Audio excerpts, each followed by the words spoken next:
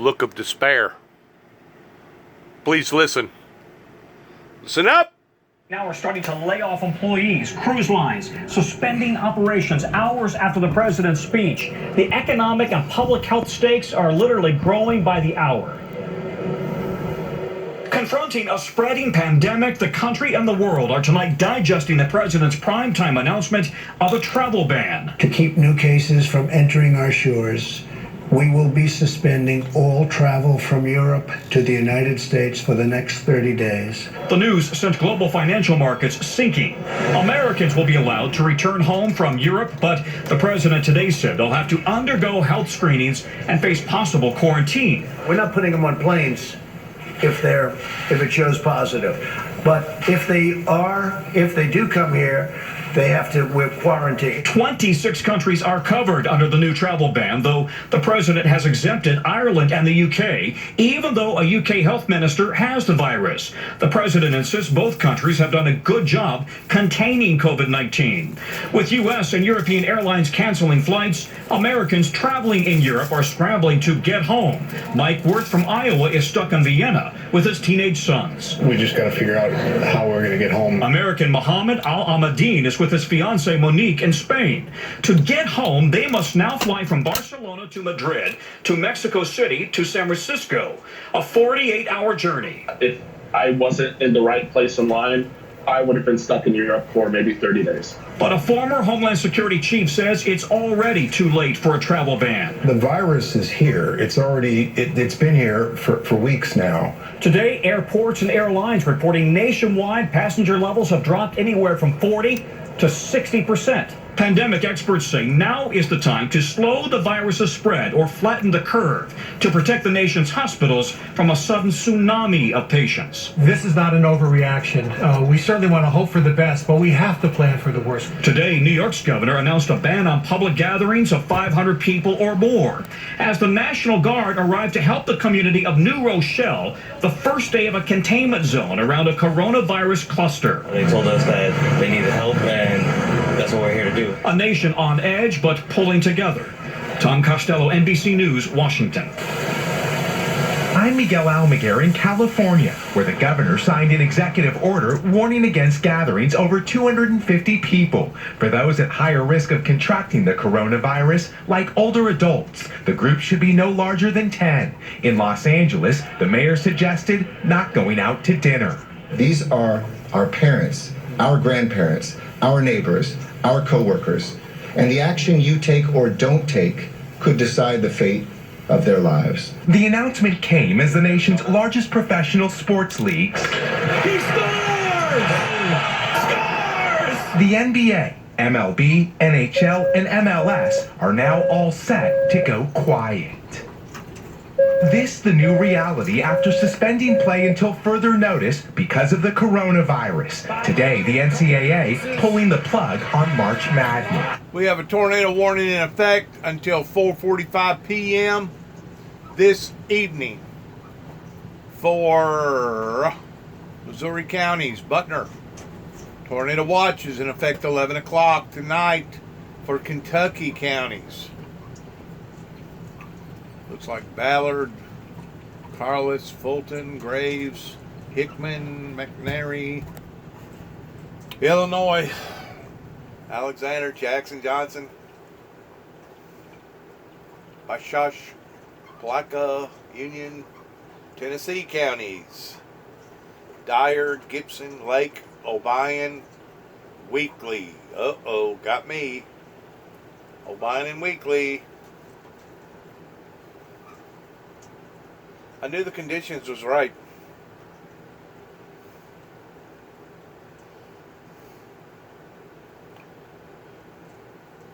Perry, Scott, Wayne. Bright lights of Broadway are set to go dark for a month. Talk shows like Ellen No touch, no even shaking my hand. will tape without audiences for now. Tonight, the future of American sports and entertainment in limbo as the coronavirus reshapes the way we live and play. Tonight, we are getting word of more big closures. Universal Studios, just behind me, owned by our parent company, and Disneyland, both here in California, say they will close their doors to the public starting this weekend. Lester? Thanks, Miguel. And following the president's address last night, financial markets plunged again today. The Dow dropping about 10%, the worst drop since the Black Monday crash of 1987. Our senior business correspondent Stephanie Rule here has joined me to talk about this. What happened and where does all this lead? Lester, that massive plunge we saw this morning triggered the circuit breaker for the second time in 4 days. To put that in perspective, that mechanism meant to calm the markets hasn't been used in 23 years.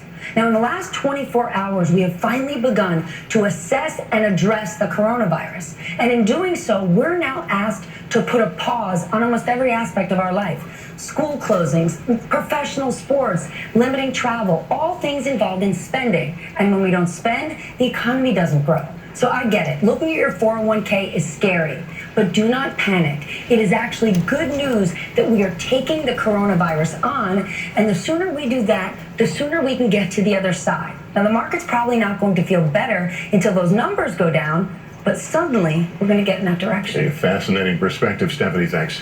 And as this crisis deepens tonight, the White House and Democrats in Congress are still trying to agree on a massive emergency aid package. Kristen Welker is at the White House.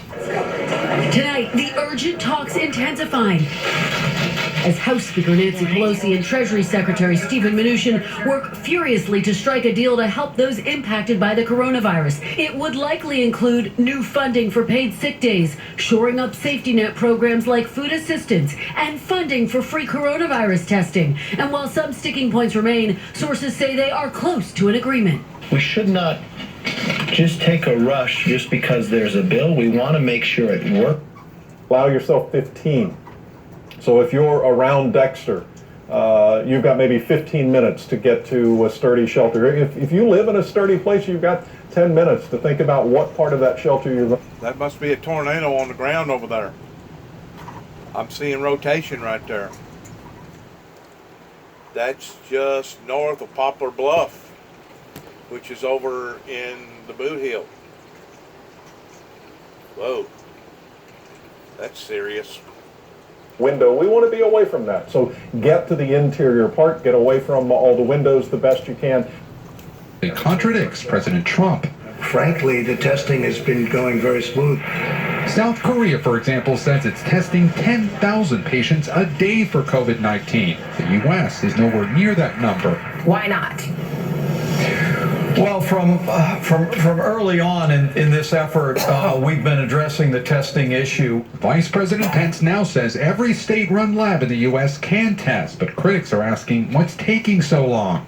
The American Clinical Laboratory Association says private labs and hospitals asked mid-January about developing their own tests, but the federal government didn't issue new rules speeding up the approval process until late February. This is a new challenge, not only for our country, but for the world.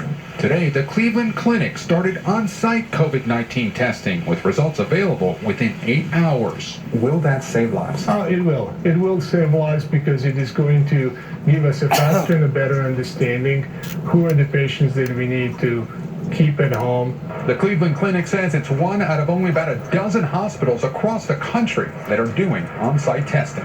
Lester? All right, Gabe Gutierrez, thank you. Now to the pandemic overseas. The new center of the coronavirus storm is in Europe. Here's Chief Foreign Correspondent Richard Engel. The CDC tonight says Europe is the new epicenter of the epidemic, with 70% of new cases originating here. And countries are falling like dominoes, one shutting down after another. Ireland reporting its first coronavirus death, now closing schools. The Irish Prime Minister today with President Trump. We need to do this for a couple of weeks to make sure the virus doesn't spread. In Italy, the death toll rising over 1,000. Officials already banning most public gatherings and ordering a 3 feet separation in public. NBC's Matt Bradley is there. Every shop and business in this country shut down, including iconic Italian brands like Gucci. Only grocery stores and pharmacies are allowed to stay open. Shaking fewer hands. Canada's Prime Minister Justin Trudeau announcing he will self-isolate after his wife got flu symptoms after a trip to the UK. And in Germany, Americans are struggling to get home. I feel like there's a lot of panic and I don't really know. The one place that seems to have passed through the worst of the virus is China, where it first broke out in December. The last patients were discharged from hospitals China crash-built. China used the full force of its one-party state to contain this virus, including locking down Wuhan, a city of 11 million people. It did work, but it was extremely draconian, and I just don't know that we need to be quite that aggressive. And how long the peak outbreak might last in the States? Experts tell us weeks or maybe months. Lester? Richard Engel, thank you, Richard. We'll be right back in 60 seconds with how to talk to your children about coronavirus with so many schools closing. And if someone you know gets coronavirus, how do you know if you should consider staying home for those 2 weeks? Symptoms be tested earlier following the storm as well. This looks like it will map. Bluff moving east at 50 miles per hour. This is a particularly dangerous situation.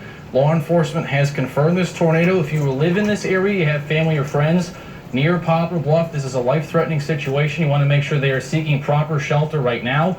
We have very strong rotation moving into the north side of Poplar Bluff. There has been reports of baseball-sized hail with this storm. Here is a track of the strong rotation. Again, this is a particularly dangerous situation. Tornado warning. New Madrid, if it holds together, 6:30. Anniston, about 6:54. Eventually, we're going to watch this towards West Kentucky between 6:30 and 7 o'clock. Again, I repeat, this is a life-threatening situation for that tornado warning near Poplar Bluff. If you have family or friends there, give them a call. Tell them to get to shelter immediately. We'll have coverage throughout the evening as these conditions warrant. As the coronavirus impact deepens, Maryland and Ohio announced they're closing all public schools beginning on Monday. With millions of children's lives now disrupted, our Kate Snow has more on how to talk to your kids about it. Highlights growing concerns across the country. Group of people remaining in quarantine because of the coronavirus. Kids hear the headlines and pick up on adult emotions. The virus that's going on is killing lots of people, so my mom's like, go crazy. The top tip for parents, calm yourself down before having a conversation. Even if you're not exactly feeling calm, you want to try to appear that way for the conversation. Why is that so important?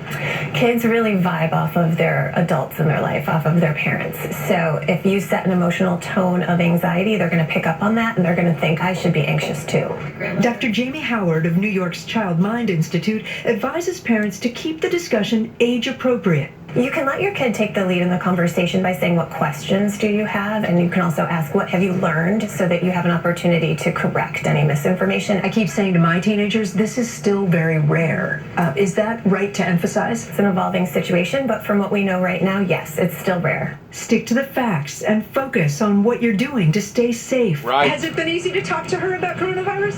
It has been easy. Explain to her that there's a new virus coming around and we need to be extra vigilant with our hand washing. Keeping a routine is important too. Even if school is closed, continue to structure the day with predictable meal times and study time. Maybe even dust off the board games. Kate Snow, NBC News, New York. Oh, wow. All right, joining me now is NBC News science contributor Joseph Fair, an epidemiologist and virologist who studies how viruses are spread. There's been a lot of discussion about the effect of this virus on older people, specifically those over 60. What should those of us in that category know? Well, the human immune system starts to weaken with age, especially starting around the age of 60. So they should immediately start washing their hands religiously. They should stop shaking hands, as awkward as that can be in our culture. They should avoid large crowds in any confined spaces. They should really avoid travel if it's unless it's absolutely necessary right now. They should avoid traveling. Obviously, they're still going to have to go out and get their medicines from their pharmacy or their grocery store. If home delivery is an option, maybe try to do that, but it's also good to get outside a little bit, but avoid anyone that's sick, and that's the most important message. Avoid anyone that's ill. All right, important information, Joseph. Thanks. And another question many Americans are asking, how do you know when to stay home if you think you may have been exposed? We get more on that from NBC's Stephanie Gosk. slow the virus down. That's what health officials say will be key in the coming days. We're asking to self-quarantine for 14 days. Self-quarantine for 14 days. Self-quarantine. Self-quarantine. So-called self-quarantine is one way to do it. Separating yourself from others voluntarily for 14 days to see if symptoms develop. The CDC advises people consider taking action if they have been exposed to someone who tested positive. At work, that could mean someone who sits 6 feet or closer, a colleague you interact with regularly, or a friend you've recently had dinner with. But guidance is confusing, and for now, if you're not showing symptoms, it may be a personal judgment call. Taking this step is disruptive. Not going to work, staying at home, and keeping distance from friends and family. Make sure not to share dishes, towels, or bedding. Homes should already be stocked with necessities, toiletries, food, prescription, and over-the-counter medications to last up to a month. Going outside for a long walk or bike ride may actually be okay. Going to stores and coffee shops is not, because there are too many people. In the end, it is a difficult step to take with a selfless goal, protecting others. Stephanie Gosk, NBC News, New York. And coming up as we continue tonight, breaking news, the U.S. striking back after 2 U.S. troops were killed in Iraq. At Walgreens.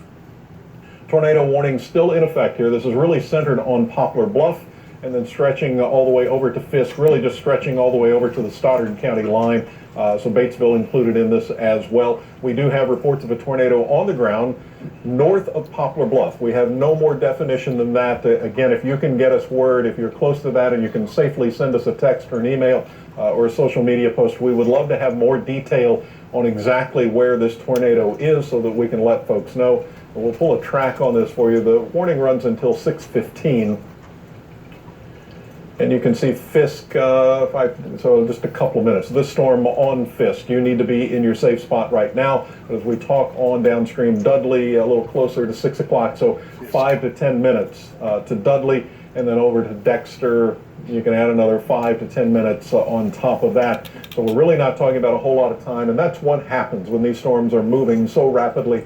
This storm moving at nearly 50 miles per hour. That in itself is going to produce some damaging wind gusts. Any wind that comes out of a storm moving 50 miles an hour already has a head start on being very strong. Yeah, I think something else to pass along here is I'm seeing a report, there was some reports that the tornado sirens in Fisk, for example, were going off starting at 5:25. So you're talking about 25 minutes that the warning has been out, that the tornado sirens have possibly going off, the weather radio going off, your app going off. And that's a long time. I want to let you know that this storm has not made it to you in Fisk yet.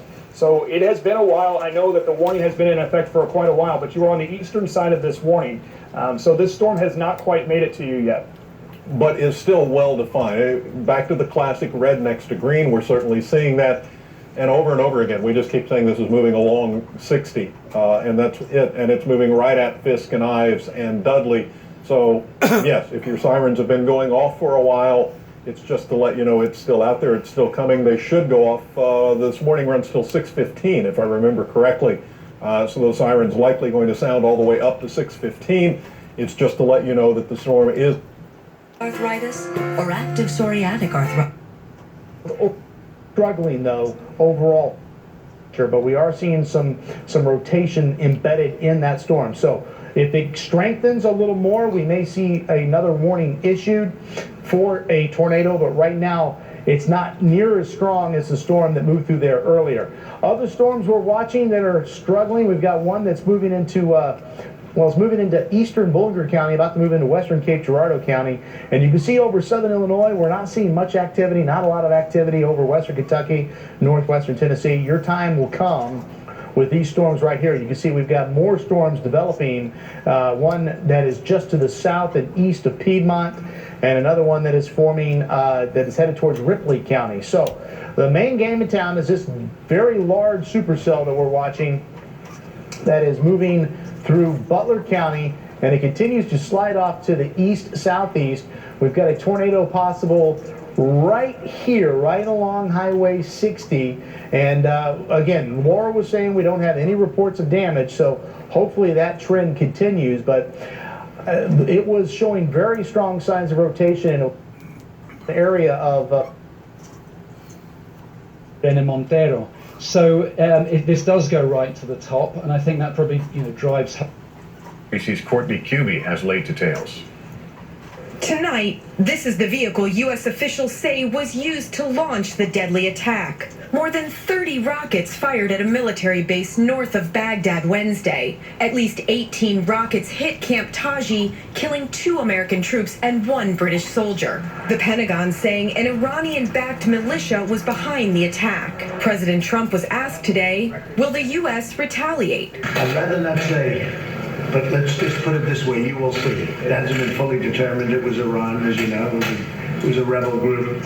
But most likely it looked like it could be backed by Iran. After an Iranian-backed militia attacked a military base in Iraq in December, killing an American contractor, the U.S. struck 5 of the militant group's bases. Days later, also killing Iran's top general. And Lester, we are just learning that the U.S. military response has begun. Airstrikes targeting the militia group's weapons facilities inside Iraq. Lester? All right, Courtney, with that late breaking news, thank you. Up next, honoring a hero for a wedding day rescue.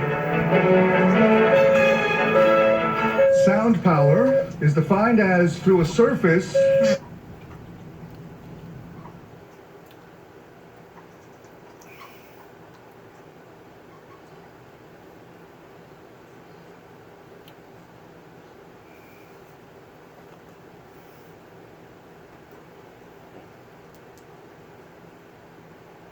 The latest update coming on there near 51, showing the dark return showing up on radar. So we may see this starting to build back. This looks very defined to me near Fisk again. That seems to, well, the word I would use is concentrated. This is very broad when we see it like this, but when we see these individual pixels next to one another and they're highlighted, this is it concentrating again. That always makes me a little more aware of what's going on. And again, a storm that's just right smack on top of Fisk. That's pretty well defined. Do you agree? Yeah, definitely. Starting to see that recycle process, possibly seeing some re-strengthening. And then we'll be, and at this point, we need to see a couple of updates come in to pick up the exact movement on this. In general, we're going to say west to east, and we have seen a little bit of a south turn. So in Fisk, again, it's already on top of you, likely going to be south of Ives, but very close, and looking more and more like it may be just a little south of Dudley as it continues its movement across. Next community that shows up on our map would be Piletown, and I don't know that it's a direct path there, but certainly between Stoddard and Piletown, all the communities I just mentioned, you are in a severe thunderstorm warning, not a tornado warning, but this is a severe thunderstorm warning that includes the wording of there could be a tornado. Of course, if there's anything that looks like that, we would expect an update from the National Weather Service to make this a tornado warning. And set off sirens and apps and so forth. Yeah, we're going to actually go, I'm going to take you back just a bit here to the storm that is back into Carter County. And we're actually starting to see this tighten up just a bit as well. Elsinore dealing with its second storm here today. But also starting to see some re-strengthening or some strengthening on this storm. And a few more cells popping up. One other thing.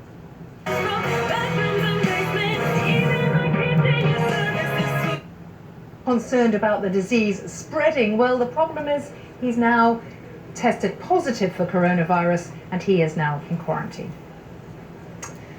Well, next we're going to talk to you about media, because people who bring you news about the virus, of course, are not immune from it. The BBC's US broadcast partner, CBS, has had to move its breakfast show this morning. Now, we're just going to go on to show you what's happening over in the United States. They have had to move from New York to Washington, actually 350 kilometers away. And here is anchor Anthony Mason explaining why. And welcome to CBS This Morning from Washington. The coronavirus pandemic is starting to affect all aspects of American life, and that includes us here at CBS. CBS News has 2 known cases of coronavirus, so we have closed our New York broadcast center to clean and disinfect the premises. No way.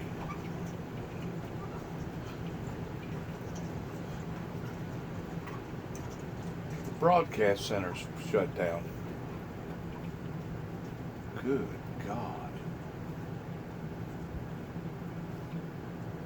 The broadcast center in New York City shut down. We're not exactly working from home. We're working from another home, though, here in Washington at our bureau. Well, we've been bringing you as much news as we can from around the world about the way that the coronavirus outbreak is developing and what the authorities are trying to do about it. Don't forget, you can always go online. The BBC's got a wealth of useful information, including the symptoms and what you should do. And I'm going to finish by saying you should always be washing your hands. Thanks for being with us. Funding for presentation of this program is but quite as intense as it was. So let's take a look at the scope inside it to see if that trend is continuing. We may be able to... Hey, go get him. Edwards tore off his shirt and tore into the waves. He was saying, I can't breathe, and he was ingesting water. The Coast Guardman swam 150 yards, pulling him from the rip current to safety. I'm forever humbled and honored to receive this award. Emerging from the waves, a hero. Semper Paratus, always ready, is the Coast Guard's motto, even on your wedding day. Kevin Tibbles, NBC News. Starting married life by saving a life? How wonderful.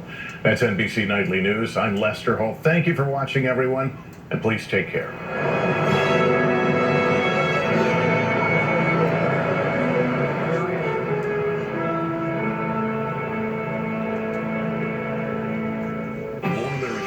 NBC News than any other news organization in the world. The coronavirus pandemic. What's next? For in-depth coverage, insight from medical experts, and live blog updates, turn to NBC News. Go again. 6. Your breaking news and weather authority. This is Local 6 at 6. Well, I don't like it when the weather gets like this. Moving into the Local 6 area. For more on this, we start tonight with meteorologist Noah Bergen. All right, Noah, what's the latest? Todd, there is a tornado watch in effect for most of the area through 11 p.m. this evening. We did have some baseball side. That is in effect for parts of Butler County, although the thunderstorm that prompted that warning has now moved into Stoddard County. Stoddard County, at least the southern half of Stoddard County, under a severe thunderstorm. New severe thunderstorm warning for Stoddard County till 6:45 for the potential of some large hail, frequent lightning, and also those very gusty straight line winds. Here's a track of this storm as it continues to move to the southeast. There is the potential that it could spawn another tornado, so we're going to have to watch this very closely here. New Madrid, Missouri, about 6:30 to 6:40. Union City at the current trajectory, about 7:15. Global coronavirus outbreak is having a profound economic, political, and cultural impact on this country and on the entire world. The virus has already brought population centers overseas to a virtual standstill. It has shuttered cities, slowed commerce, and prompted upheaval in financial markets. In this country, President Trump announced last night that he is taking measures to restrict travel from continental Europe to the United States for the next 30 days. That decision blindsided and angered America's European allies, who say they received no advance warning. The U.S. stock market also suffered another devastating blow today, with the Dow closing down 2,300 points. That is a whopping 10% loss, the single worst day of trading since the crash of 1987. As of tonight, 23 states have issued some form of emergency declaration, with several restricting large events. New York today banned mass gatherings of over 500 people. That shut down all Broadway performances through next month. The governors of Ohio and Maryland announced that they are closing all public schools in their states. Likewise, professional sports leagues like the NBA, the NHL, and Major League Baseball have now all suspended their seasons indefinitely. And the NCAA today called off its March Madness college basketball tournament, a major annual event. Meanwhile, Canadian Prime Minister Justin Trudeau is isolating himself after his wife showed symptoms of the virus. The legendary actor Tom Hanks and his wife are under quarantine in Australia, where he was to shoot a film. When it comes to the number of confirmed cases, data from Johns Hopkins shows that the U.S. ranks 8th among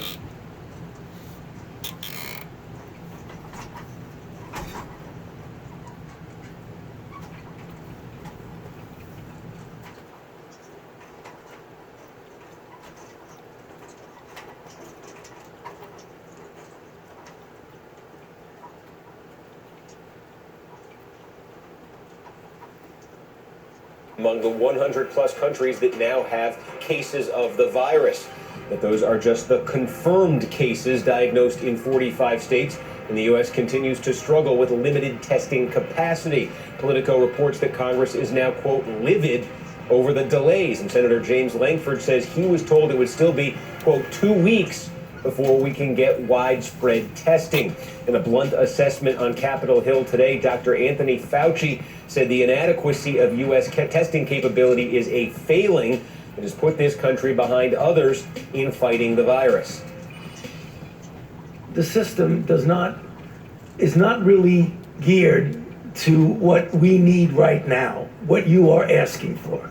That is a failing. And failing, yes. It is a failing. I mean, let's admit it. The idea of anybody getting it easily, the way people in other countries are doing it, we're not set up for that. Do I think we should be? Yes, but we're not.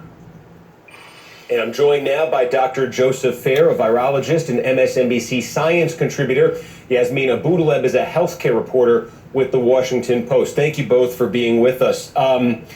I think I want to start here, Doctor, with just, we've heard about this virus kind of coming to the country, then entering the country. We've heard it could mean this, it could be that.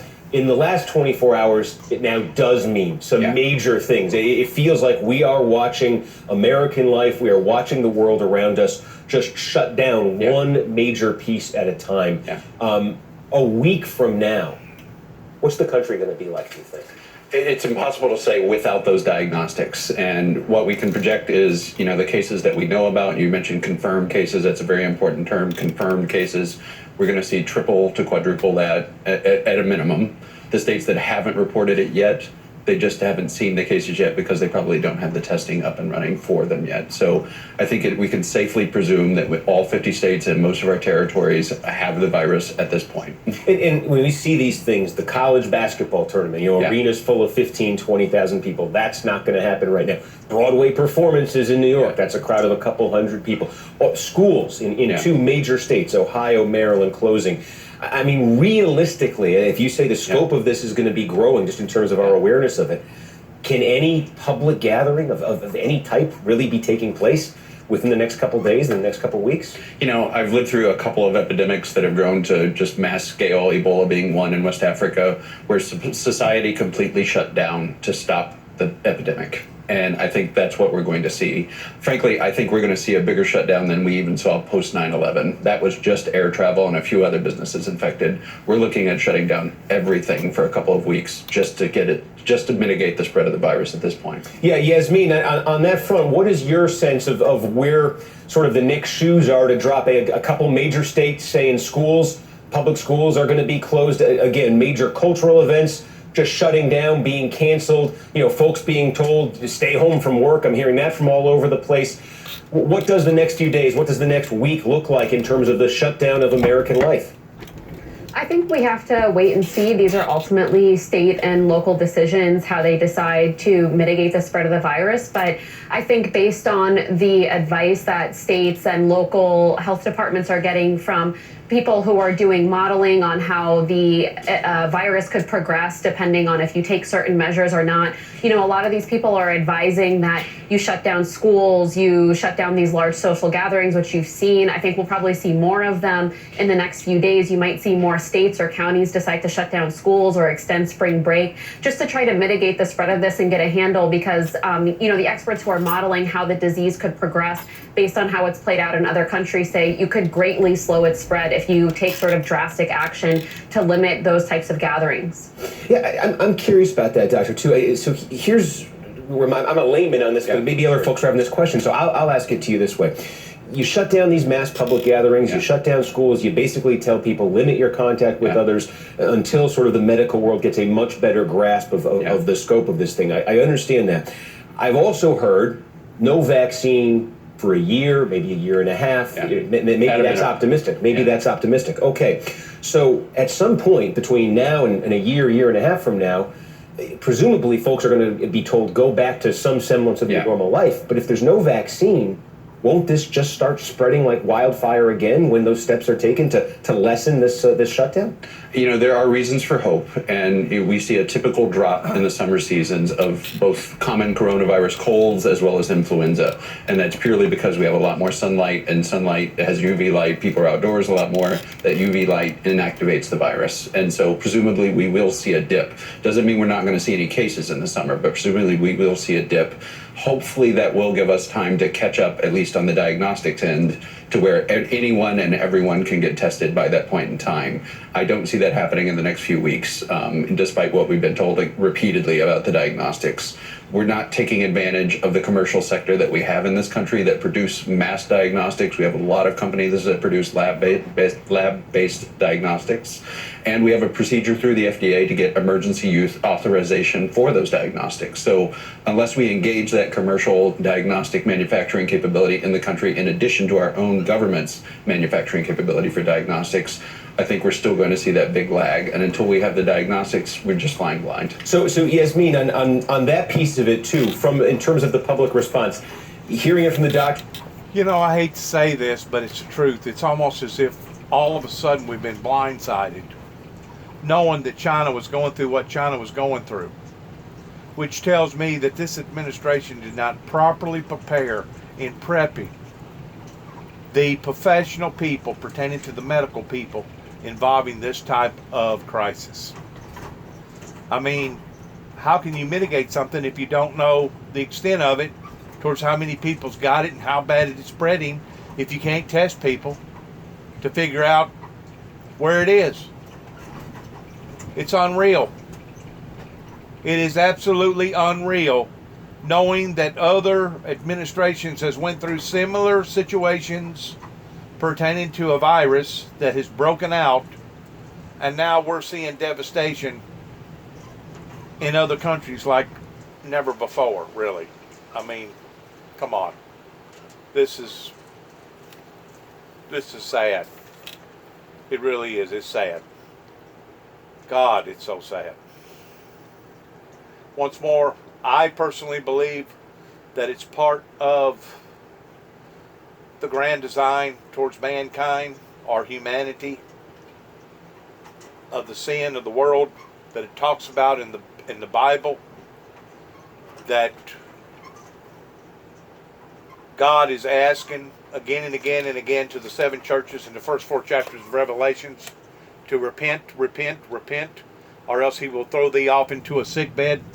I truly believe, supernaturally, spiritually speaking, this has something to do with God the Father basically taking his hand off of the planet pertaining to the umbrella of protection and basically just letting Satan have havoc upon to society,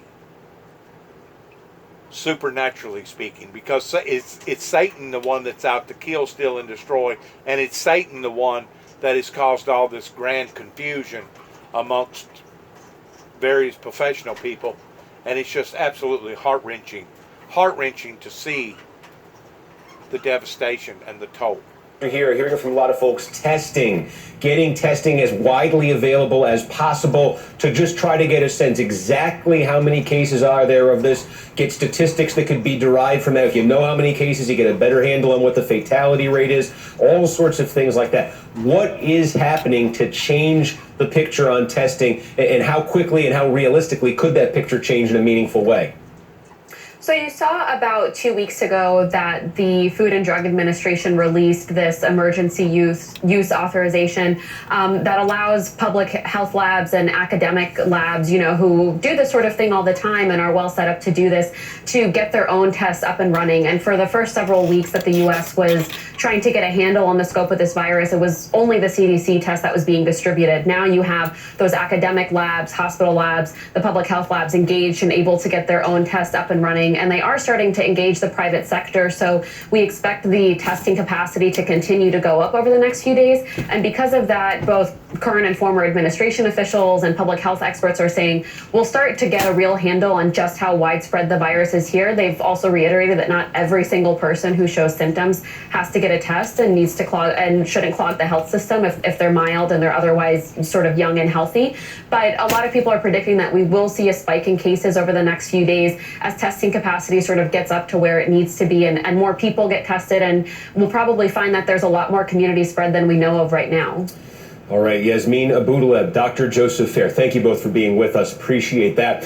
And I'm joined now by the governor of Connecticut, Ned Lamont. He today announced an executive order banning mass gatherings of more than 250 people in his state. This comes as Connecticut's chief epidemiologist said today that, quote, between 10 and 20% of the state's population is expected to contract the coronavirus over the next month.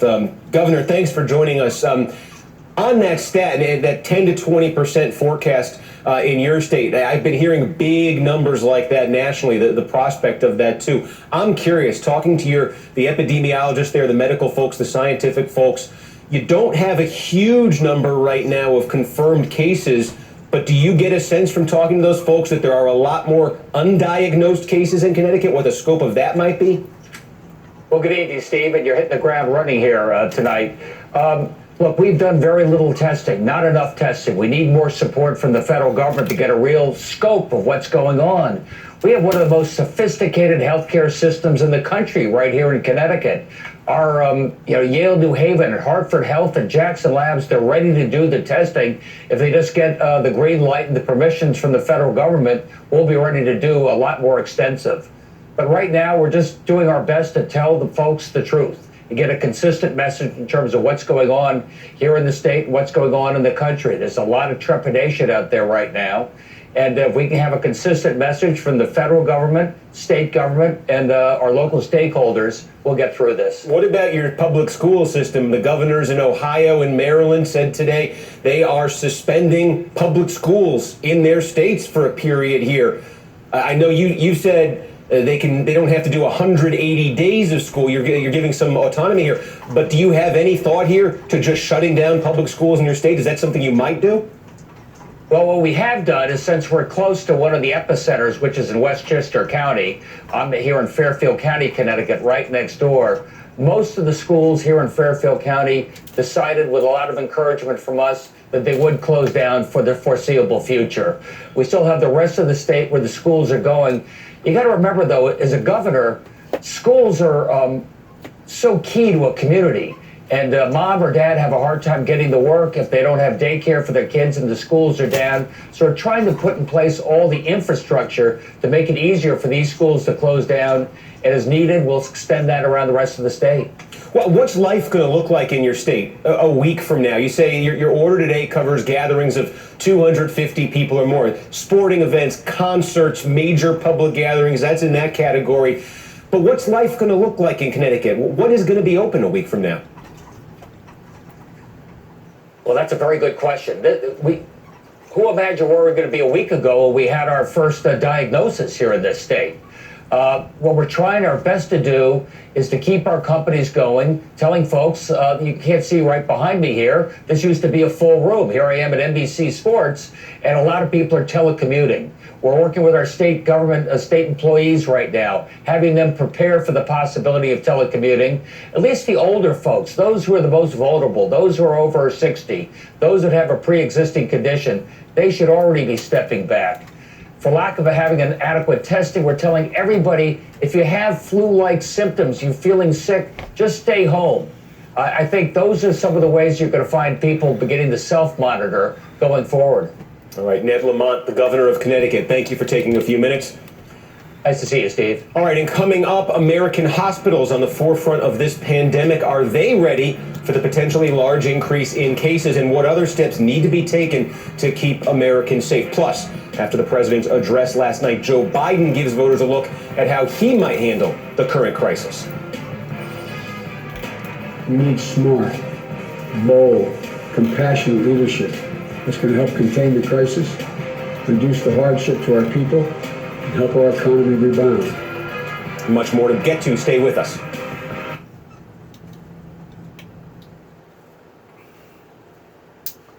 think I'm going to leave it at that.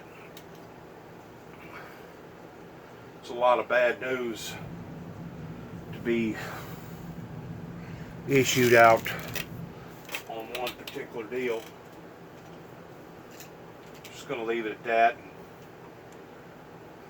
let my viewers make their own decisions about what that they have heard towards whether or not they need to take further protection steps in their community or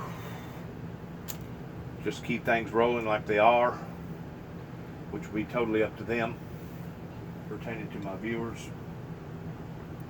But I think the bottom line is this: we have reached a pivotal point pertaining to the coronavirus that I personally believe should have been addressed, give or take about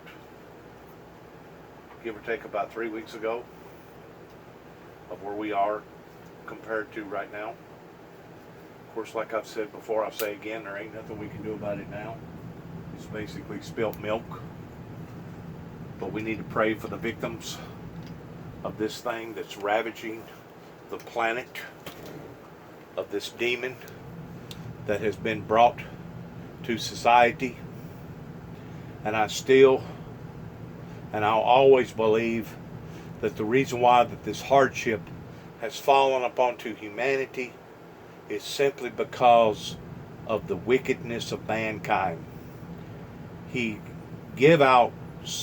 God gave out so many different times of warnings again and again and again before he basically lifted his protected hand, the umbrella of protection, and people thought that it was, I guess, a joke pertaining to humanity sinning the way that they're sinning right now. So now we're faced towards having to suffer the consequences. Same way with the global warming. There was many warnings that went out about global warming, about what it's doing to the planet, how we have engulfed this planet with all these devices that has created all this artificial heat, also pertaining to draining the resources out of the ground, in addition to the carbon dioxide that we're putting up into the atmosphere. We have been warned again and again and again about these dire conditions pertaining to the ice melting, and of course now we're forced once more to face off on the consequences. And the sad thing about the consequences, whenever it comes to tornadoes, hurricanes, environmental changes, regardless whether it's too much rain, not enough rain, entirely too much sun, it causes sun cancer, or contaminates crops, or etc. Whenever it reaches this level of proportion, it not only affects the guilty pertaining to the adult society, but it also affects the innocent pertaining to children.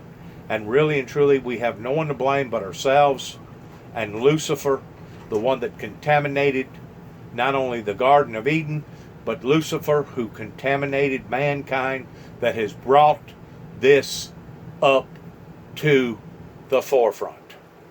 Good luck to all of us, and shalom. God bless, and God bless America.